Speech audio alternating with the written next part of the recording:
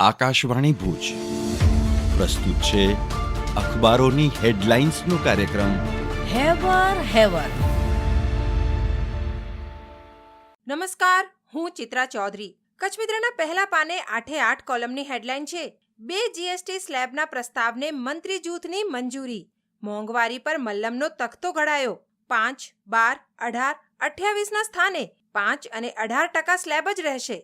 GST council અંતિમ નિર્ણય લેશે તો ઘણી વસ્તુ સસ્તી થશે. કચ્છ મિત્રના અંદરના પાને સમાચાર છે. ભુજના જ્યુબિલી સર્કલના ટ્રાફિકનો એકમાત્ર ઉકેલ ઓવરબ્રિજ. વર્ષ 2014 અને 15માં ભાડાના પૂર્વ ચેરમેને જોયેલું ઓવરબ્રિજનું સપનું હજુએ અધૂરું. ભાડા દ્વારા 36 કરોડના બજેટની ફાળવણી કરી, સર્વે પણ થયા, પરંતુ બાદમાં ફાઇલ અભેરાએ ચડી ગઈ. કચ્છ મિત્રના છેલ્લા પાને વરસાદના સમાચાર છે. ભારે વરસાદની આગાહી વચ્ચે કચ્છમાં અડધાથી 2 ઇંચ. માંડવી, અબડાસા, નખત્રાણામાં મેઘમહેર જારી. ભુજમાં ઝરમરિયા. જો કે કંટ્રોલ રૂમમાં સત્તાવાર 1 થી 16 મિલીમીટર વરસાદ નોંધાયો. અબડાસામાં બીટાની પાપડીમાં પાણી ભરાતા વાહન વ્યવહાર ખોરવાયો.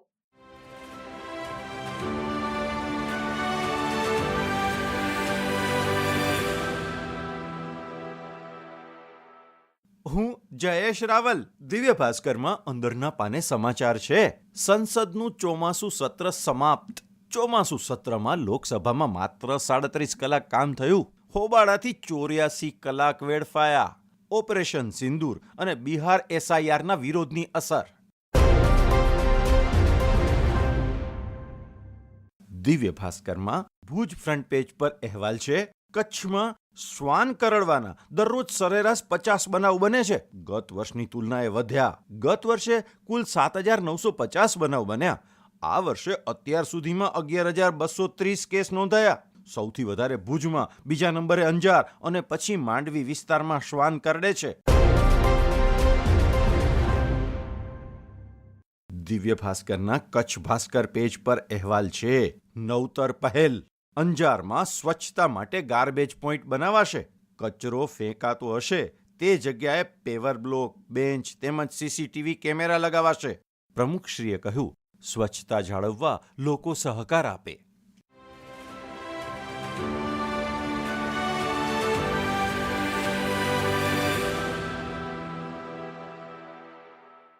હું પરમ મકવાણા. સંદેશના બીજા પાને સમાચાર છે. કચ્છ યુનિવર્સિટી ખાતે સંસ્કૃત પુસ્તક પ્રદર્શની અને શ્લોકગાન સ્પર્ધા યોજાઈ.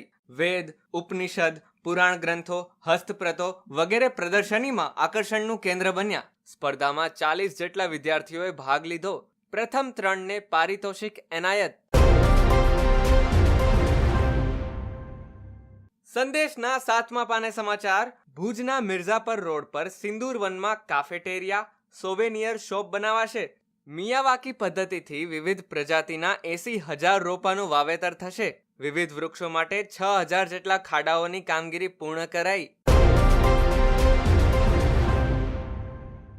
સંદેશના છેલ્લેથી બીજા પાને સમાચાર છે. પીએમ મોદી આજે બિહારને ₹13,000 કરોડના પ્રોજેક્ટ્સનો લાભ પ્રદાન કરશે. 2 નવી ટ્રેનોને લીલી ઝંડી દેખાડીને જનતાને સંબોધિત કરશે. ગંગા નદી પર બનેલા એશિયાના સૌથી મોટા 6 લેન પુલનું ઉદ્ઘાટન કરશે.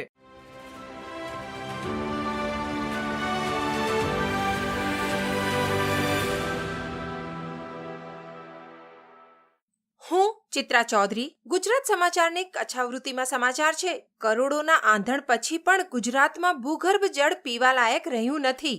ગુજરાતમાં ભૂગર્ભ જળ ખૂટી પડે તે દિવસો દૂર નથી. ભૂગર્ભ જળમાં સ્વાસ્થ્ય માટે જોખમી નાઇટ્રેટ અને ફ્લોરાઇડની માત્રા વધુ.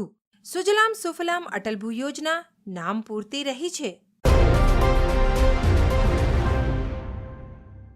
ગુજરાત સમાચારના અંદરના પાને પ્રશાસનની લાપરવાહીના સમાચાર છે. આદિપુરની શાળામાં બાળકોને રજા પડી ત્યારે જ અચાનક વીજ પોલ ધરાશાયી થયો.